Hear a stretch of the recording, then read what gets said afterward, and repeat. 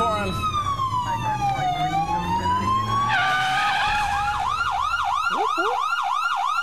Well, the PC police are on the scene once again. Something called microaggressions are on the rise on college campuses.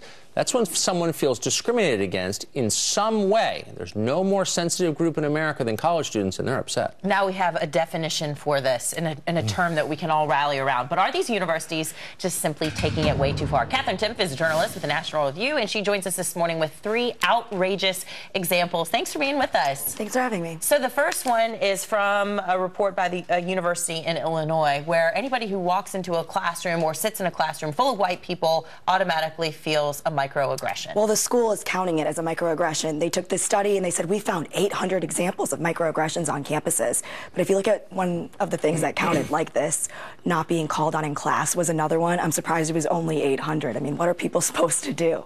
Huh. So, but if you're a white student and you're attacked by the university, that doesn't qualify as a microaggression. Well, no, because you're white. Of course. Good well, point. Some of them probably did have merit. What were some of those? Right. Well, there was an Asian student saying, people come up to me and they're like, go back to your laundromat. I mean, racist, horrible things. And those are on the same level as just having to sit in a classroom. That doesn't seem fair either. Maybe address the actual problems rather than say everything's a problem. So at UC Berkeley, the jewel of the California university system, public health is actually related to microaggressions. Yeah, how's that? They had a little forum saying that it's a public health issue, you know, like diabetes or cancer. This isn't just this school, though. Harvard released a study saying they can actually make you die sooner. Getting your feelings hurt. Yes, because it builds up and it builds up and it builds up, and then it affects your health, and then you die, I guess. But I feel like hearing things you don't like, yes, even multiple times a day. Toughen up, sometimes. son. It's called life. Okay, our third example is at Arizona State University there. They have a petition to change walk-only signs. They're insensitive to disabled people, according to this petition. Yes, and of course this has nothing to do with the actual paths. They're accessible. They have assistance for handicapped students. It's about the word walk.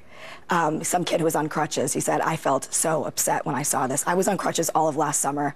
I never looked at a crosswalk light and said, you know what, I'm upset. Well, the idea is just to keep the skateboarders and the bikers off the sidewalk to protect the pedestrians. Right. They want to change it to pedestrian only. But then what about people with, like, foot problems? Well, exactly. And ped means walk. Yes. But the irony of all this is these are rules designed to protect people's feelings, and yet in each case the university is attacking people because of these rules. Yes, absolutely. There are serious consequences if you're offending someone, you're caught offending someone. We have these schools with reporting systems for microaggressions. So only some people's feelings matter. Only some people's feelings matter if you're in these certain groups. And then no matter what you say, oh, a teacher didn't call on you, it must be because this teachers are racist. Let's talk to this teacher. Let's humiliate this teacher. Is witch hunt one word or two?